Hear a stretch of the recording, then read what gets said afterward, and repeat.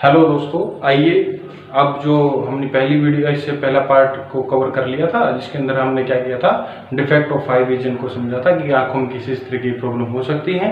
अब उसी वीडियो के जो है ना 3-4 टॉपिक और बाकी थे, उनको इस वीडियो में कवर कर लेते हैं। उसका पहला टॉपिक है दोस्तों फॉर्मेशन ऑफ रेनबो। देखिए दोस्तों, इंद्रधनुष किस तरीके से बनता है इसको समझें। तो इसके पीछे का जो लॉजिक होता है या दोस्तों होता है वो आपने डिस्पर्जन ऑफ लाइट, अगर आपको याद हो दोस्तों, dispersion of light. Dispersion of light क्या था दोस्तों कि जब एक प्रिज्म के अंदर से एक व्हाइट लाइट गुजरती थी तो वो 7 कलरों में क्या हो जाती थी, बट जाती थी। उसी को हम क्या बोलते थे दोस्तों, डिस्पर्जन ऑफ लाइट। तो दोस्तों जो ये फॉर्मेशन ऑफ रेनबो होता है वो बिल्कुल ही डिस्पर्जन ऑफ लाइट की वजह से ही होता है। क्या होता है दोस्तों, वहां पर हमने डिस्पर्जन ऑफ लाइट किस तरीके किसके अंदर समझा था, प्रिज्म के अंदर समझा था। तो होता ये है दोस्तों, जब बारिश होती है ना तो जो हवा के अंदर टीनी ड्रॉपलेट्स होते हैं, टीनी वाटर ड्रॉपलेट्स जो होते हैं दोस्तों, पानी की बूंदें होती हैं, वो एक प्रिज्म की तरह क्या करती हैं, काम करती हैं। जो छोटी छोटी बूंदें होंगी पानी की हवा के अंदर, वो क्या करेंगी, प्रिज्म की तरह काम करेंगी। अब जैसे ही बारिश हुई है, उसके हवा के अंदर क्या है, पानी की बूंदें हैं, सूरज निकलेगा, वहां से क्या गिरेगी, लाइट गिरेगी, और वो किसके अंदर से जाएंगी, इस टीनी वाटर ड्रॉपलेट के अंदर से जाएंगी। देखिए मान लीजिए दोस्तों, ये है हमारा वो पानी की बूंद, ठीक है, और यहां से जो है वो लाइट गिरी भाई। अब इसके अंदर दो चीजें होंगी दोस्तों, एक तो होगा रिफ्रैक्शन और एक होगा इंटरनल रिफ्लेक्शन। इंटरनल रिफ्लेक्शन वो मैं आपको बताऊंगा कि किस तरीके से होगा, और वो दोनों होकर के देखिए दोस्तों, यहां पर देखिए ये एक मीडियम से दूसरे मीडियम में आ रही है, क्या ये वाटर वाला पार्ट है। तो होगा ये कि जिस तरीके से प्रिज्म के अंदर से जब एक लाइट एक इस मीडियम से इस मीडियम में जा गई थी, तो वो क्या कर गई थी दोस्तों, बैंड करके 7 कलरों में क्या कर गई थी दोस्तों, डिवाइड हो गई थी। 7 कलरों में, 7 कलरों में डिवाइड हो गई भाई। प्रिज्म में ऐसा हुआ था, उसी को क्या बोले थे, डिस्पर्जन ऑफ लाइट। अब क्या है दोस्तों, जैसे ही ये इसके अंदर जाएगा तो ये जो मीडियम यहां पर है, इसके अंदर दोस्तों, यहां पर इसके अंदर ही, इस पानी की बूंद के अंदर ही क्या होगा, रिफ्लेक्शन होगा। कहने का मतलब यह है कि इस तरीके से वो लाइट का क्या होगा दोस्तों, रिफ्लेक्शन होगा। ये क्या हुआ है दोस्तों, रिफ्लेक्शन हुआ है। तो ये तो हमारा कौन सा पार्ट हो गया, इंटरनल रिफ्लेक्शन, कि पानी की बूंद के अंदर ही क्या होगा, रिफ्लेक्शन होगा, और फिर बाहर जाकर के क्या करेगा दोस्तों, इस तरीके 7 कलरों में वो बट करके दिखाई देगा। अब देखिए दोस्तों, लाइट यहां पे गई है ऐसे, पहले रिफ्रैक्शन हुआ, फिर उसके बाद ये 7 कलर में डिवाइड हुई है, तो उसको क्या बोलते हैं, डिस्पर्जन ऑफ लाइट, वो हुआ। और यहां पर इंटरनल रिफ्रैक्शन होकर के फिर इस डेंसर मीडियम से कहां, रेयर मीडियम में आते हुए फिर वो और बैंड कर गई है, और यहां पर जो हमारी यहां पर क्या दिखाई देगा दोस्तों, हमें रेनबो दिखाई देगा। ये हमारी कौन सी थी दोस्तों, व्हाइट लाइट, जो कहां से आ रही थी, सन से आ रही थी दोस्तों। एक बात समझिए, रेनबो हमेशा ही जहां पर सूरज होता है उसके बिल्कुल अपोजिट बनता है। क्या बनता है दोस्तों, अपोजिट बनता है। और क्या होता है दोस्तों, एक ये समझिए कि आपने देखा होगा कि जो रेनबो इस तरीके से बनता है, इसमें इस केस में क्या होगा दोस्तों, कि जो अंदर वाला कलर होगा ना, अंदर वाला, वो तो वॉयलेट कलर होगा। कैसा कलर होगा, वॉयलेट कलर, बैंगनी कलर होगा। और जो सबसे ऊपर वाला कलर होगा वो कैसा दोस्तों होगा, वो रेड कलर होगा। तो इस तरीके से रेनबो बनेगा कि वॉयलेट से रेड की तरफ जो 7 कलर आपको इस तरीके से दिखाई देंगे, और उसी को हम क्या बोलते हैं दोस्तों, रेनबो। बना किसकी वजह से है, डिस्पर्जन ऑफ लाइट। तो आपसे क्वेश्चन इस तरीके से 1 नंबर में क्वेश्चन पूछ सकता है कि the formation of rainbow is due to the phenomena, किसकी वजह से बनता है दोस्तों, डिस्पर्जन ऑफ लाइट की वजह से।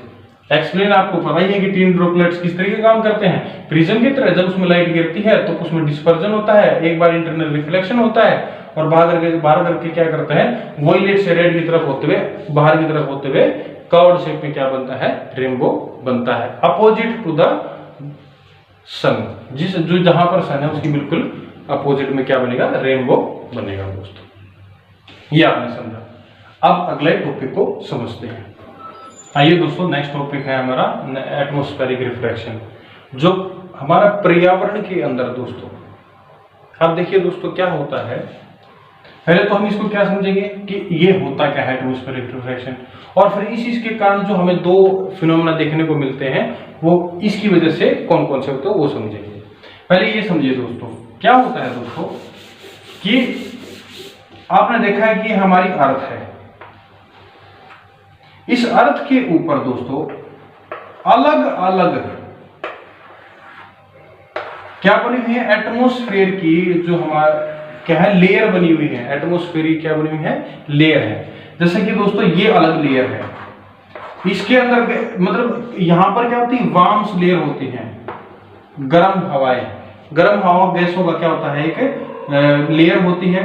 ऊपर जाते जाएंगे तो वहां पर कैसा आ जाएगा दोस्तों, कूल एयर, ठंडी हवा का जो क्या है उसकी एक लेयर बनती चलाई, जैसे कि ओजोन लेयर होगी, उसके ऊपर बाहर एक और लेयर। इस तरीके से बहुत सारी क्या होती है दोस्तों, उसके बाहर लेयर होती है। और आपने रिफ्रैक्टिव इंडेक्स को समझा ही है कि जो ये अलग अलग लेयर होती है ना दोस्तों, इनमें अलग अलग गैसों की होने की वजह से इसकी जो ऑप्टिकल डेंसिटी होती है, ऑप्टिकल डेंसिटी होती है, या सीधी सी बात में ये समझ लीजिए कि जो इसका रिफ्रैक्टिव इंडेक्स होता है, तो इस लेयर का क्या होता है, अलग होता है, इस लेयर का अलग होता है, इस लेयर का क्या होता है, अलग होता है। जो जितनी ज्यादा ठंडी एयर होती है उसका ऑप्टिकल डेंसिटी क्या होती है, ज्यादा होती है, या फिर ऐसा समझ लीजिए उसका रिफ्रैक्टिव इंडेक्स क्या होता है दोस्तों, ज्यादा होता है। और जो गर्म हवाएं होती हैं उसका रिफ्रैक्टिव इंडेक्स क्या होता है, कम होता है। रिफ्रैक्टिव इंडेक्स क्या होता है दोस्तों, ऑप्टिकल डेंसिटी उसकी क्या होती है दोस्तों, कम होती है। आप ये मान सकते हैं कि जिसकी ऑप्टिकल डेंसिटी ज्यादा होगी वो डेंसर मीडियम होगा दोस्तों। कैसा होगा, डेंसर मीडियम, ठीक है। और जो हमारा ऑप्टिकल जिसकी क्या होगी, ऑप्टिकल डेंसिटी कम होगी, वो कैसा होगा, रेयर मीडियम होगा, रेयर मीडियम।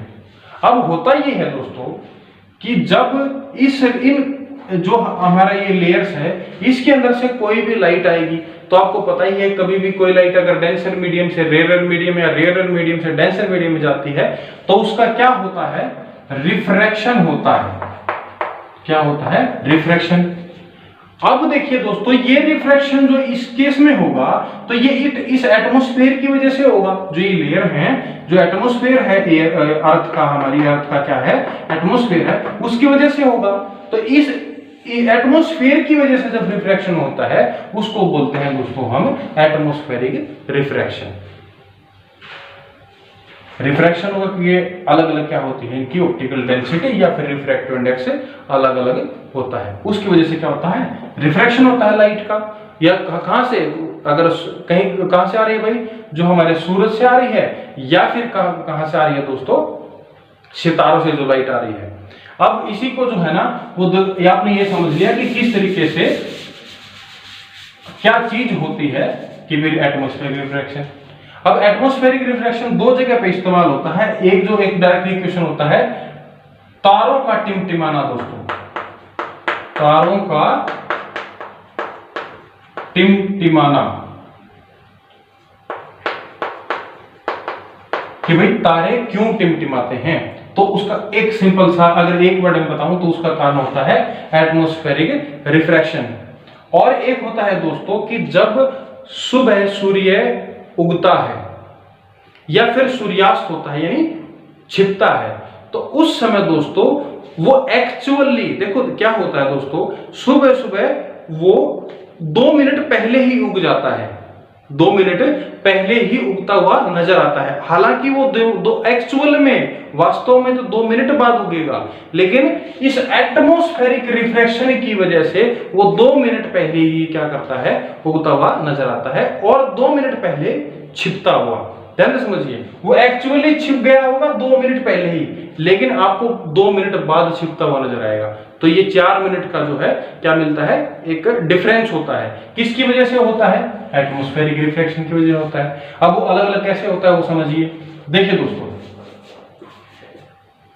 एक आपको पता है कि मान लीजिए यहां पर हमारा क्या है, स्टार है दोस्तों, बहुत ज्यादा दूर है, तो एक लाइट सोर्स का काम करेगा ये, इससे लाइट गिरेगी।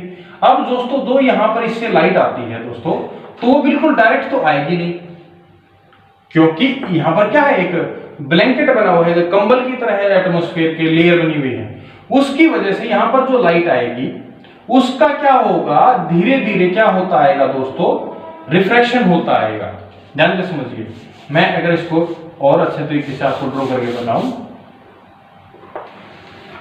तो इस तरीके से समझ लीजिए, अलग अलग लेयर है दोस्तों। ये हमारा स्टार है, इससे मान लो यहां पर ये लाइट आई दोस्तों, तो आपको पता है कि वो बैंड करेगी, ठीक है, यहां पर क्या करेगी दोस्तों, बैंड करेगी। और फिर इन अलग अलग लेयर में होती आएगी तो वो ज्यादा क्या करती आएगी, बैंड करती आएगी। देखिए दोस्तों, ये अपने पाथ को चेंज ऐसे जानी चाहिए थी बिल्कुल इस तरीके से, लेकिन इस एटमॉस्फेयर की वजह से उसका क्या हो गया है, रिफ्रैक्शन हो गया है और वो इस तरीके से बैंड कर गई है।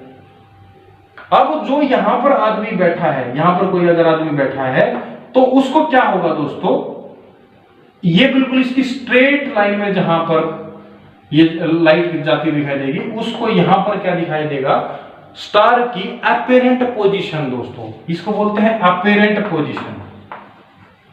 अपीरेंट पोजीशन, अपीरेंट पोजीशन को ऐसा समझ सकते हैं, आभासी, ऐसा लगेगा कि यहां पर है, वास्तव में कहां पर है, यहां पर है, लेकिन एटमॉस्फेरिक रिफ्रैक्शन होने की वजह से इसकी पोजीशन कहां दिखाई दे रही है दोस्तों, यहां पर, यहां पर दिखाई दी दोस्तों। ये एक कंडीशन की बात है, एक टाइम पे हुआ है, लेकिन दोस्तों जो एटमॉस्फेयर की जो कंडीशन होती है, यानी एटमॉस्फेरिक जो कंडीशन होती है, एटमॉस्फेरिक जो कंडीशन होती है दोस्तों, वो आपने पता ही होगा कि जैसे सुबह से शाम से लेकर के वो क्या होती है, चेंज होती है।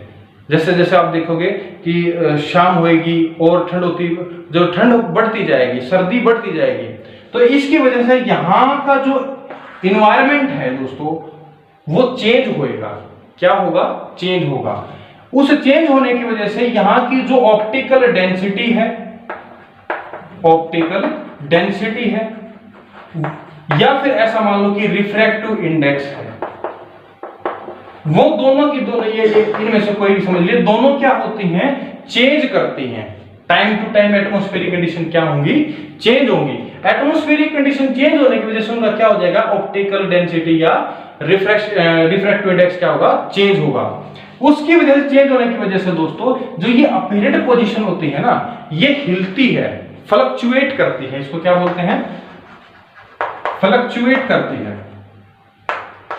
फ्लक्चुएट का मतलब होता है ऊपर नीचे होते हुए दिखाई देना, हिलते हुए नजर आना। तो ये जो अपीरेंट पोजीशन है दोस्तों, कभी ये ऊपर दिखाई देती है, कभी नीचे दिखाई देती है, कभी ये क्या करेगी, ऊपर नीचे होती हुई दिखाई देगी। और इस ऊपर नीचे होने की जो होती है ना अपीरेंट पोजीशन, इसकी वजह से जो लाइट आती है वो आपको फ्लक्चुएट करती है, यानी कभी डिम, कभी क्या है, कभी डिम और कभी क्या है, ब्राइट, कभी आपको चमकीली और कभी थोड़ा सा क्या है, डिम लाइट नजर आती है। उसी को हम क्या बोलते हैं, तारों का टिमटिमाना। एक बार फास्ट से एक बार ये समझिए, क्या होता है कि एटमॉस्फेयर होता है अर्थ के अंदर, उसकी क्या होती है, ऑप्टिकल डेंसिटी होती है। लेकिन वो ऑप्टिकल डेंसिटी जब एक स्टार से कोलाइड आती है तो उसका क्या होता है, एटमॉस्फेरिक रिफ्रैक्शन होता है। तो जो आदमी यहाँ पर बैठा होता है उसको जो लाइट दिखाई देती है वो बिल्कुल सीधी डायरेक्शन में दिखाई देती है। जहां पर वो दिखाई देती है वहां पर इस स्टार की क्या बनती है, एक अपीरेंट पोजीशन बनती है। ये अपीरेंट पोजीशन के जो है दोस्तों, वो एटमॉस्फेयर, ये जो एटमॉस्फेयर है इसकी कंडीशन रात को क्या होती रहती है, चेंज होती रहती है, जिसकी वजह से उसका ऑप्टिकल डेंसिटी या फिर रिफ्रैक्टिव इंडेक्स क्या होता है, चेंज होता है। उस वजह से इसकी जो अपरेंट पोजीशन है वो भी क्या करती है, फ्लक्चुएट करती है, हिलती हुई नजर आती है। तो अगर ये अपरेंट पोजीशन हिलती हुई नजर आएगी तो इसकी वजह से जो लाइट है, जो इसके अंदर स्टार की वजह से जो लाइट आ रही है, वो कभी तो क्या दिखाई देगी, डिम, यानी उसकी लाइट कम दिखाई देगी, और कभी क्या दिखाई देगी, ज्यादा चमकीली दिखाई देगी। उसी को हम दोस्तों तारों का टिमटिमाना या फिर ट्विंकलिंग ऑफ स्टार बोलते हैं। आइए दोस्तों देखिए, आपने क्या है, जो तारे क्यों टिमटिमाते हैं उसको समझ लिया। अब ये समझ लेते हैं कि जो हमारा सनराइज होता है या सनसेट होता है, ठीक है, वो किस तरीके से, उसके अंदर गैप कैसे होता है 2-2 मिनट का, उसको समझते हैं। और उसमें एटमॉस्फेरिक रिफ्रैक्शन किस तरीके से रोल प्ले करता है। दोस्तों ये हमारी अर्थ हो गई, इसके चारों ओर आपका क्या हो गया, एटमॉस्फेयर हो गया भाई, ठीक है भाई, एटमॉस्फेयर हो गया। अब देखिए दोस्तों, अगर मैं इस साइड क्या मानता हूं, पूर्व दिशा, यहां पर मानता हूं पश्चिम दिशा, तो देखिए पश्चिम में क्या होता है, हमारा सनसेट होता है, यहां होता है सनराइज। पहले इस चीज को समझिए दोस्तों, जब यहां पर हमारा सूरज होता है, जो हमारा सन होता है, तो जो ये है बिल्कुल इसके पॉइंट में बिल्कुल इसको छूते हुए क्या निकलती है, एक आप ऐसे मान लीजिए, एक लाइन मान लीजिए, जिसको हम क्या बोलते हैं, हॉरिजॉन, हॉरिजॉन बोलते हैं दोस्तों, इसी को या एक्सिस बोलते हैं। अब होता ये है दोस्तों कि इस एटमॉस्फेरिक रिफ्रैक्शन की वजह से ही जब सूरज से जो लाइट आती है मॉर्निंग के टाइम में, सुबह के समय, तो उसका भी क्या होता है, जो इसकी लाइट आती है उसका भी क्या होता है दोस्तों, रिफ्रैक्शन होता है। क्या होता है, रिफ्रैक्शन। कौन सा रिफ्रैक्शन, एटमॉस्फेरिक रिफ्रैक्शन, क्योंकि इसकी जो एटमॉस्फेयर की लेयर है वो क्या करती हैं, इसका एटमॉस्फेरिक रिफ्रैक्शन कर देती हैं, रिफ्रैक्शन कर देती हैं। और जो सूरज की ये पोजीशन है जहां पर ये एक्चुअल में है, ये कैसी है दोस्तों, एक्चुअल पोजीशन है, और यहां पर जो रिफ्रैक्शन हुआ है इसके सूरज से आने वाली लाइट का, उसकी वजह से जो यहां पर जो आदमी होगा उसको जिस तरीके से तारे की एक अपीरेंट पोजीशन थी, तो सन की भी क्या दिखाई देगी, एक अपीरेंट पोजीशन दिखाई देगी, अपीरेंट पोजीशन ऑफ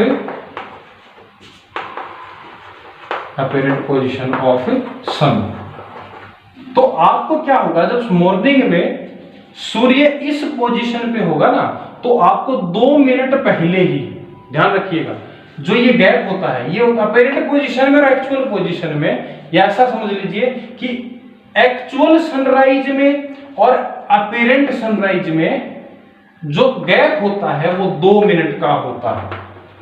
इसका मतलब क्या हुआ कि असल में जो है दोस्तों, वो जो हमारा सूर्य उदय होना है, सूर्य उगना है, वो 2 मिनट बाद उगेगा, लेकिन इस एटमॉस्फेरिक रिफ्रैक्शन की वजह से आपको जो सूर्य सुबह दिखाई देता है वो 2 मिनट पहले ही उगा हुआ दिखाई देता है।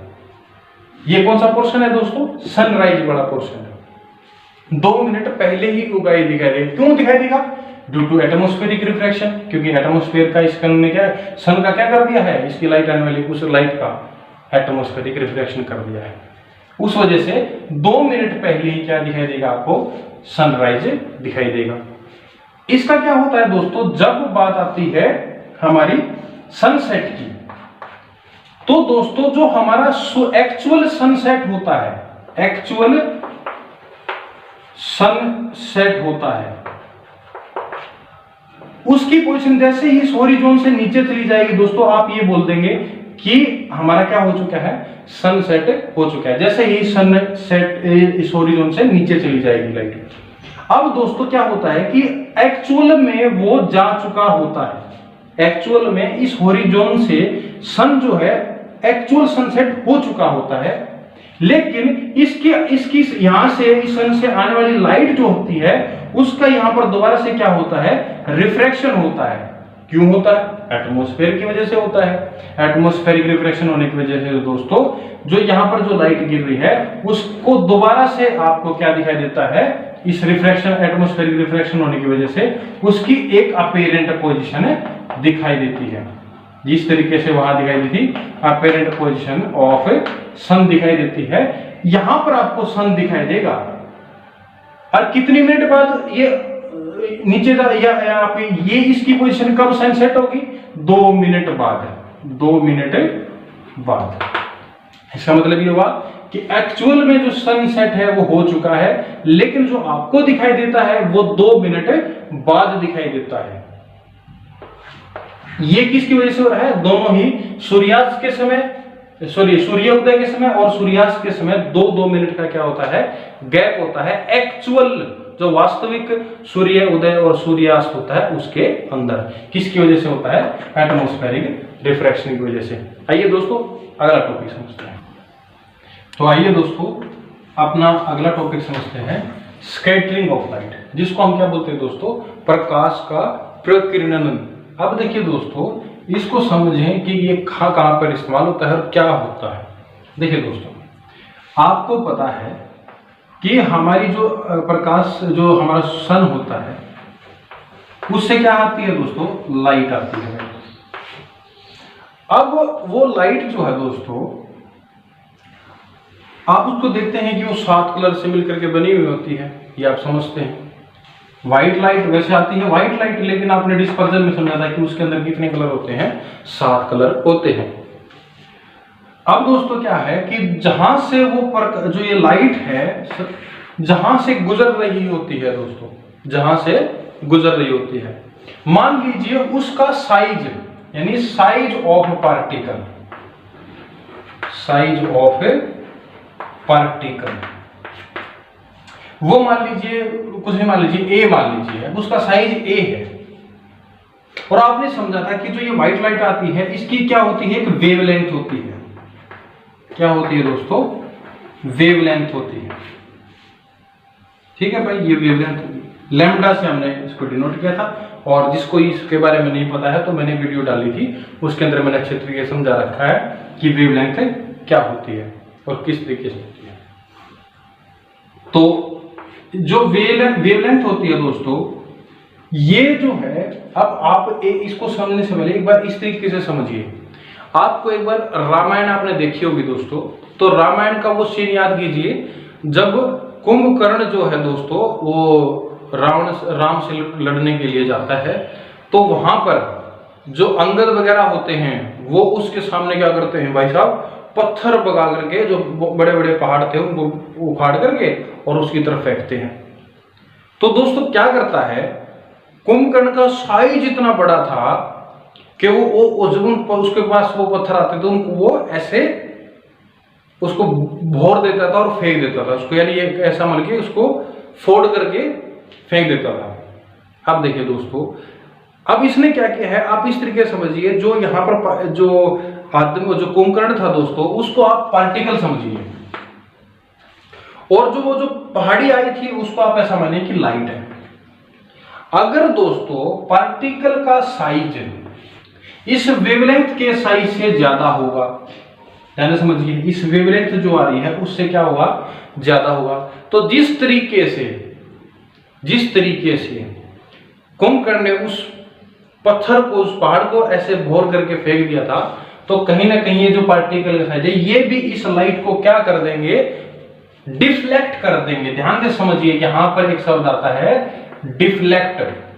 डिफ्लेक्ट का मतलब होता है किसी चीज को अपने से टकरा करके अलग अलग दिशाओं में फेंक देना, बांट देना, डिफ्लेक्ट। तो ये क्या करते हैं पार्टिकल के, जब इनके ऊपर लाइट टकराती है, अगर दोस्तों देखो दोस्तों, एक आपने समझा था कि ब्लू लाइट होती है ना, इसके अंदर, इस व्हाइट लाइट के अंदर वोयलेट लाइट होती है भाई, है ना, रेड लाइट होती है। तो दोस्तों जो ब्लू लाइट होती है इसकी वेवलेंथ आपने पढ़ा था कि कम होती है। तो जब ये ब्लू लाइट वाली जो वेवलेंथ वाली अगर किसी पार्टिकल से टकराएगी और इस पार्टिकल का साइज, चाहे वो एटमॉस्फेयर में हो, एयर में हो, तो उसका साइज अगर इस वेवलेंथ से तो क्या होगा? बड़ा होगा, लेकिन इनकी वेवलेंथ से क्या होगा? छोटा होगा। ध्यान से समझिए, तो ये जो जिनसे छोटा है उनको तो वो स्कैटर नहीं कर पाएगा, उनको तो डिफ्लेक्ट नहीं कर पाएगा, अलग अलग दिशाओं में नहीं फेंक पाएगा। लेकिन जिस वेवलेंथ से वो बड़ा है, जैसे कि ब्लू वेवलेंथ से बड़ा है, तो उस टाइम पे वो ब्लू कलर को तो क्या करेगा, फेंक देगा, यानी चारों तरफ दिशाओं में फैला देगा, और बाकी चीज को नहीं करेगा। इसी चीज को जो डिफ्लेक्शन ऑफ लाइट होता है ना, जब किसी वेवलेंथ से बड़ा पार्टिकल से जब लाइट उस पर टकराती है तो वो लाइट को क्या कर देता है, डिफ्लेक्ट कर देता है। उसी को हम दोस्तों स्कैटरिंग ऑफ लाइट बोलते हैं। अब देखिए दोस्तों, जो ये वेवलेंथ का जो फंक्शन है इसमें बहुत ज्यादा रोल प्ले करता है। अब ये चीज है कि स्कैटरिंग ऑफ लाइट कहां कहां देखने को मिलता है दोस्तों। जो आपको आसमान का कलर जो है, आसमान का कलर जो है, यानी कलर ऑफ स्काई जो आपको दिखाई देता है, कलर ऑफ स्काई, वो आपको ब्लू दिखाई देता है भाई। जब बिल्कुल साफ आसमान होता है तो आपको ब्लू कलर का दिखाई देता है। तो वो क्यों दिखाई देता है? और जब शाम हो जाती है, सुबह होता है, तो उस समय आपको रेड क्यों दिखाई देता है? तो दोस्तों कारण ये है कि जब ये यहां पे समझिए कि ये हमारी अर्थ है, तो जो जब आप दोपहर का समय होता है तो दोपहर के समय क्या होती है, एक तो सूरज की पोजीशन कहीं यहां पर होती है ऊपर की साइड में, तो ये डिस्टेंस होती है, ये क्या होती है, कम होती है। ये डिस्टेंस क्या होगी, कम होगी। और यहां पर जो एयर है दोस्तों, उस एयर के पार्टिकल्स जो होंगे, दोपहर में आपने देखा ना गर्मी बढ़ जाती है, पानी जो है ना, पानी की ड्रॉपलेट्स एयर में होती है वो कम हो जाती है। अब क्या है दोस्तों, यहां पर जो पार्टिकल हैं उनका जो साइज है ना, वो इतना साइज नहीं है, इतना साइज नहीं है, या इतना डेंस नहीं है कि यहां के जो पार्टिकल हैं वो इस जो हमारी ये लाइट होती है, जो व्हाइट लाइट आती है, तो इसकी वेवलेंथ को क्या कर सके, जो रेड वाली है जिसकी वेवलेंथ हाई होती है, उसकी वेवलेंथ को क्या कर सके, स्कैटर कर सके, फैला सके, डिफ्लेक्ट कर सके। किसकी रेंज में होती है? वो होती है दोस्तों ब्लू वाली जो लाइट होती है, जिसकी कम वेवलेंथ होती है। तो यहां के पार्टिकल का साइज, यहां की पार्टिकल का साइज किसके भाई, ब्लू की वेवलेंथ के, ब्लू लाइट की वेवलेंथ के क्या होता है, उससे बराबर या उससे बड़ा होता है। तो इस वजह से यहां के पार्टिकल क्या करते हैं दोस्तों, इस ब्लू लाइट को तो क्या कर देते हैं, स्कैटर कर देते हैं, चारों तरफ फैला देते हैं। इस वजह से आपको क्या करता है दोस्तों, आसमान का कलर कैसा दिखाई देता है, नीला दिखाई देता है। अब सायंकाल की बात करते हैं, मॉर्निंग की बात करते हैं, या शाम की बात करते हैं, तो क्या होता है दोस्तों, जब यहां पर पोजीशन होती है दोस्तों, यहां पर ये हमारा, आप मान लीजिए कि ये सुबह का समय है, ये शाम का समय है, तो जो सूरज की यहां पर जब पोजीशन होती है सुबह, जिस समय पे सूर्य उदय हो रहा होता है या सूर्यास्त हो रहा होता है, उस समय जो यहां से लाइट आती है ना दोस्तों, आती तो व्हाइट लाइट ही है। अब होता ये है कि जो ये व्हाइट लाइट आ रही है, तो सुबह के समय में आपने देखा है कि सुबह और शाम को ठंड ज्यादा होती है। उस ठंड किस वजह से होती है भाई, पानी, हवा में पानी की मात्रा कितनी है उसके हिसाब से क्या होती है, ठंड होती है। उसके हिसाब से आप बोलते हो कि अब सर्दी चल रही है। जैसे कि आपने देखा होगा कि जब सर्दियां आती हैं तो ओस गिरती है ना, ओस क्या होता है, पानी की बूंदे हैं। तो इसी तरीके से क्या होता है, जब सुबह और शाम का समय होता है, उस समय पानी की जो बूंदे होती हैं वो हवा में बढ़ जाती हैं दोपहर के कंपैरिजन में, और वो इतनी हो जाती हैं, और पार्टिकल का साइज यहाँ की जो एयर के पार्टिकल का साइज होता है वो इतना हो जाता है कि वो रेड लाइट वाली जो वेवलेंथ है उसको क्या कर सके, स्कैटर कर सके, उसको डिफ्लेक्ट कर सके, उसको चारों तरफ से फैला सके। दिन के समय, दोपहर के समय में ऐसा नहीं हो पाता है। सुबह और शाम की जो एयर होती है उसके अंदर वाटर ड्रॉपलेट्स और गैस वगैरह की वजह से इतना, मतलब पार्टिकल्स का जो कण होते हैं उनका साइज इतना हो जाता है कि वो रेड वाली जो वेवलेंथ की जो लाइट है उसको क्या कर सके, स्कैटर कर सके दोस्तों। इस वजह से जो है सुबह और शाम का जो सूरज का कलर होता है वो कैसा दिखाई देता है, लाल दिखाई देता है, रेड कलर का दिखाई देता है। अब ये वेवलेंथ का क्या चक्कर है भाई। अब एक बात देखिए, आपने रेड लाइट पे देखा, नाम से ही क्लियर है रेड लाइट, तो आपने देखा जो खतरे के निशान होते हैं, जहां डेंजर की चीज होती हैं, वो रेड कलर की दिखाई देती हैं। क्यों दिखाई देती हैं भाई? क्योंकि आपको पता है कि रेड लाइट जो है ना, वो स्कैटर क्या होती है, कम होती है। उसके लिए ज्यादा क्या चाहिए, ज्यादा बड़े साइज के पार्टिकल चाहिए। तो इस वजह से क्या होता है कि जब दिन या रात का समय होता है, उस समय ये लाइट जो है फैल नहीं पाती है, एक जगह पर दिखाई दे देगी, यहां पर है। इस वजह से जो गाड़ियों की लाइट वगैरह होती है, ताकि वो आपको दूर से दिखाई दे सके, फैला हुआ नजर ना आए, वो आप दूर से उस लाइट को देख सकें। तो इस वजह से जो डेंजर का साइन होता है वो रेड कलर का दिखाई देता है दोस्तों। पीले कलर का क्यों होता है भाई? जो पीला कलर होता है दोस्तों, वो और कलरों से ज्यादा जल्दी पहचाना जा सकता है। इस वजह से जो स्कूल की बसें होती हैं, उनका कलर कैसा होता है, पीले कलर का होता है। अब दोस्तों इसी से जुड़ा हुआ, स्कैटरिंग ऑफ लाइट से जुड़ा हुआ ही एक फिनोमेना होता है, जिसको हम दोस्तों टिंडल इफेक्ट बोलते हैं। टिंडल इफेक्ट, टिंडल प्रभाव दोस्तों, ये 9th क्लास से है और इससे जुड़ा हुआ तो मैंने सोचा यहीं पर बता दूं आप लोगों को। अब क्या होता है दोस्तों, जब एक मीडियम से, एक माध्यम से दोस्तों, जब लाइट का क्या होता है, स्कैटरिंग ऑफ लाइट होता है दोस्तों, तो जो उस मीडियम के अंदर छोटे छोटे जो पार्टिकल होते हैं ना दोस्तों, उनसे जब लाइट टकराती है, उनसे लाइट जब टकराती है, तो वो पार्टिकल जो होते हैं, इस स्कैटरिंग ऑफ लाइट, जो लाइट हो रहा है, उसकी डायरेक्शन को बता देते हैं, उसके पाथ को बता देते हैं, उसके रास्ते को दिखा देते हैं कि यहां से लाइट जा रही है। आपने कभी अपने घर में एक ऐसे रोशनदान होता है जहां से रोशनी आ सकती है, आपने वहां से कभी लाइट आती हुई देखी हो, तो आपको बिल्कुल उसके अंदर ऐसे लाइट आती हुई दिखाई देगी कि यहां से लाइट आई है, उसके अंदर आपको छोटे छोटे कण से घूमते हुए नजर आएंगे। वो दरअसल क्या है दोस्तों, टिंडल इफेक्ट है। टिंडल इफेक्ट क्या हुआ कि जब एक पार्टिकल जो होते हैं, वो पार्टिकल्स के अंदर से जब एक स्कैटरिंग ऑफ लाइट होता है, तो वो छोटे जो पार्टिकल होते हैं, वो उसके पाथ को, उसके रास्ते को क्या कर देते हैं, प्रदर्शित कर देते हैं, दिखा देते हैं। तो उसी चीज को हम क्या बोलते हैं, टिंडल इफेक्ट बोलते हैं। आपने कभी देखा हो तो पेड़ के अंदर से बिल्कुल क्या आती है, रोशनी आती है, तो उसकी बिल्कुल एक ऐसे पेड़ के अंदर से डायरेक्शन दिखाई देती है कि यहां से लाइट आ रही है। तो ये जो डायरेक्शन आपको पाथ नजर आया ना, रास्ता नजर आया है जो लाइट का, इसी को किसकी वजह से आता है दोस्तों, इसी को टिंडल प्रभाव या टिंडल इफेक्ट बोलते हैं दोस्तों। इस तरीके से दोस्तों हमने टॉपिक लाइट से रिलेटेड थे, उन टॉपिक को क्या कर लिया है, कवर कर लिया है दोस्तों।